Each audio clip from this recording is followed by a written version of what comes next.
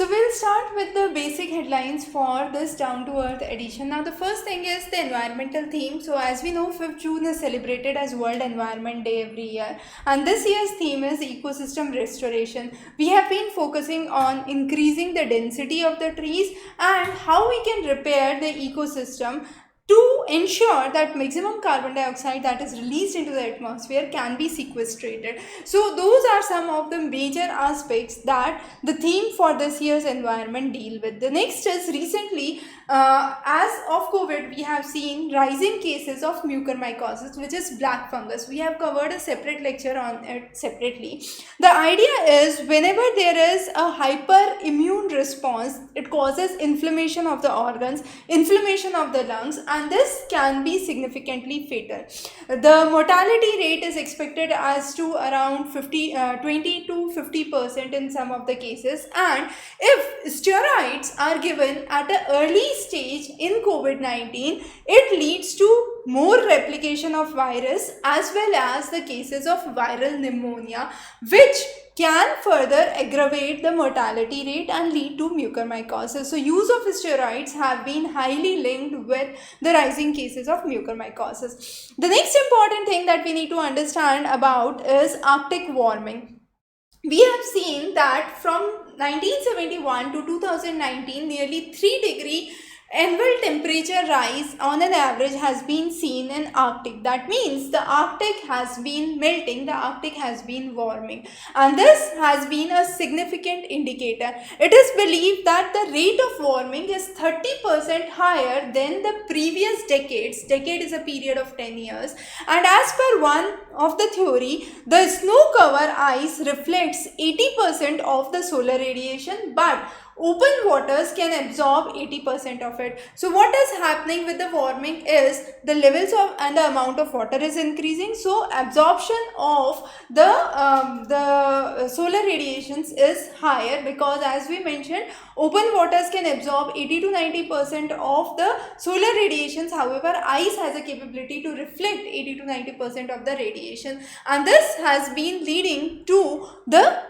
warming of the Arctic, which is in turn a vicious cycle as it warms further, and it further aggravates the issue because there is more open water which is generated.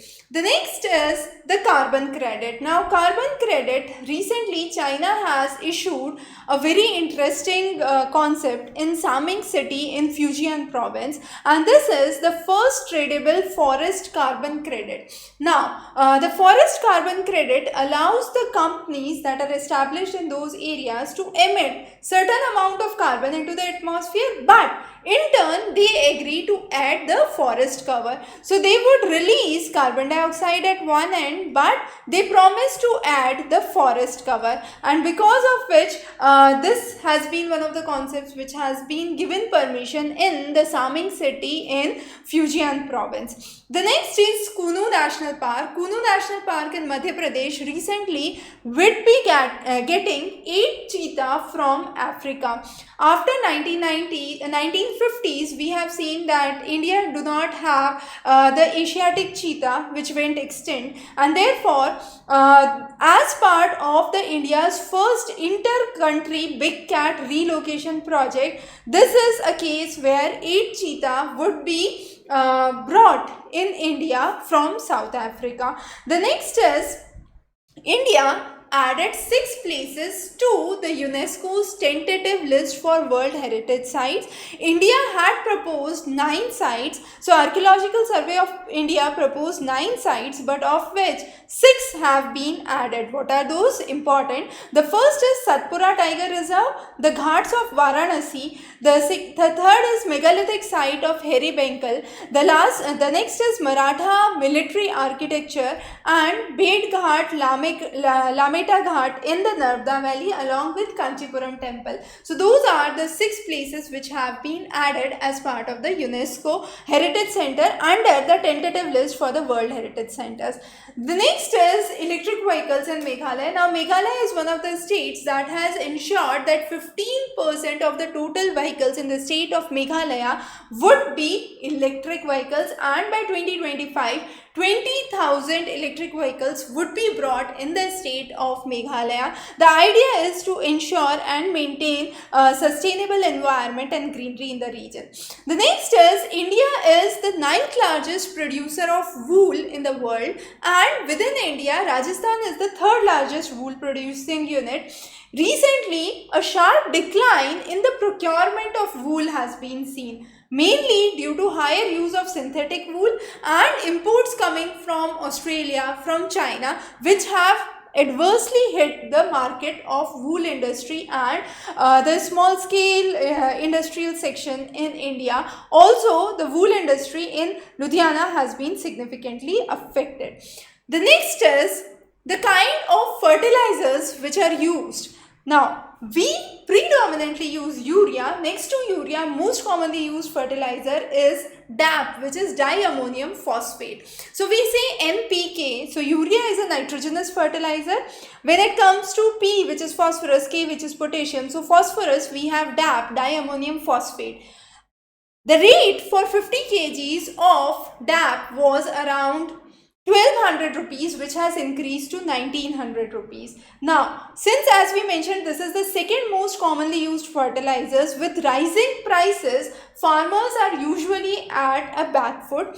Also, this has increased from 500 to 1200 recently, and then 1200 to 1900, which is a significant cost for the farmers. Now, already because of the lockdown, the Rabi crops have suffered. The next is the rising prices for the fertilizer, and this could significantly impact the Kharif crop for the year 2021-22. And also, it is believed that when it comes to consumption, if we focus on the consumption of various fertilizers in India, we say 55% consumption is urea.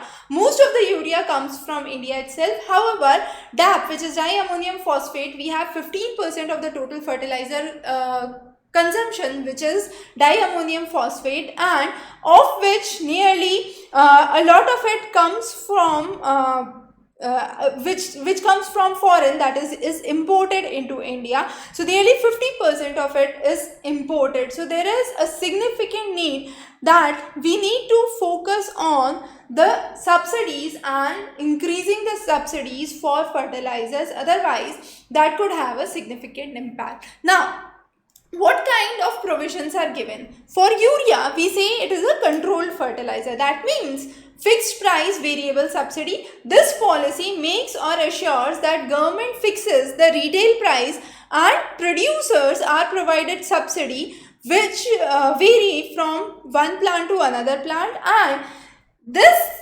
has an idea that the estimated cost of production is actually covered normatively. However, when it comes to DAP, which is diammonium phosphate, it is a NBS policy. It's not a policy of fixed price variable subsidy. It's a policy of nutrient based subsidy. That means union government provides a fixed subsidy per kilogram of the nutrient provided, and therefore there is a difference in the kind of the subsidy regime for urea and DAP, which is again a very important point to be considered. The next is definitely COVID. We have been witnessing a very high surge of COVID cases in the rural area this time. Not just the COVID cases have increased, it has significantly impacted the economy as well. Agriculture, which covers 50% of the population of India and was the only positive sector in 2020-21, has been significantly affected during the second wave. Also, we have seen that for 60% of the workforce is engaged in agriculture and allied activity, and 1/4 of the rural households depend on agriculture. Now, if the rural areas are affected, that means firstly the agriculture would be affected, and secondly it would impact the rural establishments in India with poor medical and poor healthcare facility already in place. We have seen that high levels of unemployment have been witnessed, and the rate of unemployment is at 45 years high. That means the highest since the last 45 years. That is the scenario of unemployment. Now, it is believed by some of the economists from the Center for Economic Policy, JNU, that the employment rates have been the unemployment rates have been reaching the tipping point. That means it is a point after which, even if nothing is done, the rate of unemployment would continue to soar, and therefore strict measures and strict things need to be brought into place in order to check this rising unemployment. We have seen that when the procurement of the crops began in the agricultural sector during the COVID time, Punjab and Haryana were the states where very good procurement took place. However, the states like Madhya Pradesh, Rajasthan, Uttar Pradesh witnessed that the crops have not been procured as the way they should be. Similarly, lychee is one of the crops which is mainly grown in the Muzaffarpur district in Bihar, and during the lockdown, it was believed that this crop has suffered significantly. Once coming in a yearly cycle, this crop was badly affected. Not just the lychee was affected. What was affected were the allied services, the wooden box that are used for packaging of lychee, and the artisans who were manufacturing those wooden boxes, their businesses have been significantly affected. Now, Muzaffarpur in Bihar is the only place which produces 40% of the total requirement of the lychee of the country. Similarly, Lasalgaon in Maharashtra is one of the largest onion market in Asia. Onion is a rabi crop, and a lot of it was unable to get sold in the market due to the lockdown. 40% of the onion this time was affected by fungus and therefore had a significant backdrop. Similarly, if we talk about mangoes, Malda in West Bengal is one of the regions which produces quality mangoes. Some of the major types includes Fazli, Himsagar, Lakshmanbhog, Amrapali. So all those which are produced and have an area of nearly 33,000 hectares have been affected. This region supplies mangoes not only to West Bengal but also to the nearby areas of Bihar, Jharkhand in the northeast, Assam, Tripura. Also, it is believed that the percentage of population lying below the poverty line is around 26% in rural area, which was in 2012. It is believed to see a 10% increase this year, which is a significant increase. And when the poverty starts to increase at this rate, the aggregate demand in the economy would start to decline. And when this happens, what would be affected? The organized sectors would definitely be affected because the production would not go. So it's a kind of demand supply imbalance that would start to develop. Also, in the urban areas, the informal sector, in the rural areas, the non-farm sectors would require more amount of livelihood creation, and there can be further chances of rising inequality. Even we have seen this time the COVID wave have affected the remotest areas. For example, in the regions of Odisha, Malkangiri, the Bonda tribes which are one of the 75 particularly vulnerable tribal groups in India, have reported 12 to 15 cases of COVID. Similarly, this tribe, Bonda tribe, it is believed that has its origin around 60,000 years ago as part of the human migration from Africa, and they lead a very secluded lives in the forest in the hamleted settlements. Overall, we have seen similar dispersed settlements, for example, in Arunachal Pradesh, where the settlements are very, very dispersed, the population density is very low. Still, there have been cases that have been reported. Adi tribe is one of the tribes which was most affected, and the reason was this community celebrates a festival which is known as Itor, and it is a yearly festival where the fields are marked with fencing in order that they are protected from wild animals, and this is a customary practice which is done, which is invited with community gathering and feast, and therefore witnessed a sudden spike in the COVID cases. Now, even in Arunachal Pradesh, Changlang is one of the areas where you have 26 different tribes, and and each have their own way of lifestyle, the topography they live in, the way they have, but all of them have been affected by COVID in one form or the other. Now, in order to control this, what is important to understand? The recent findings have reported that every second new case which is reported in India was from the rural area. So, if out of every 2 cases, 1 case was from the rural area, and out of every 4 cases across the world, 1 case was from rural India. So, that is the spread of the COVID cases in the rural vicinities in India. Also, if we focus on the regions of Himachal Pradesh, Lahul Spiti, which is recently connected through the Atal Tunnel project, has been affected badly. The reason being the tribal movements that I have seen there. So these people move to the plain areas during the winter season, and during the summer months they move to the hills back, and there they grow the exotic crops like celery, then you have broccoli, colored capsicums and so on. Now all these have been affected because these people moved for an idea to get a livelihood, but with the movement there was a surge in the COVID cases, and this badly affected the people there. Similarly, in the Rajasthan, we have seen that families migrate between village and dhanis. Dhanis are the hamlets in the farmlands, and based on the rain, based on the yield season, they have to migrate between the village and the dhani. Now, when they are migrating, it's very difficult where to give them the medical services. So, logistics become difficult.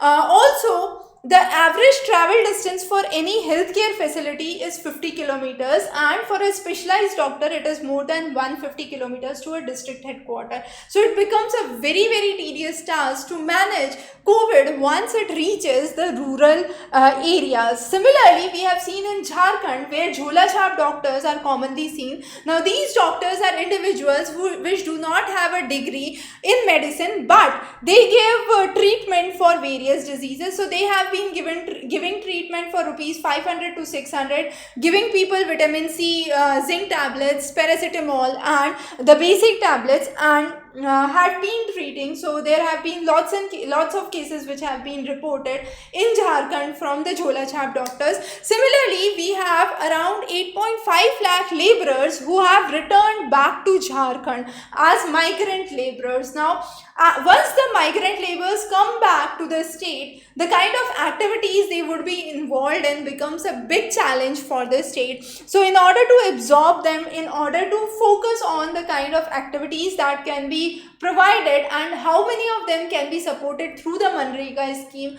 becomes important. Similarly, in Chhattisgarh, we have seen one of the universal healthcare systems, which is the Khubchand Baghel Swasthya Sahastya Yojana, through which we have seen the progress. Similarly, in Kerala, we have seen numerous women groups coming together and able to survive themselves through the Kudumbashree project, which is a poverty eradication mission. The next is the rising cases of cyclones in India. With the rising sea surface temperature, we have seen the intensification for the cyclones have increased. Recently, 2 important cyclones that were witnessed was the Tauktae and the Yas. Now, one was on the eastern coast, one was on the western coast. What has been happening is, since 1980s, it is for the first time that the pre-monsoon cyclones have been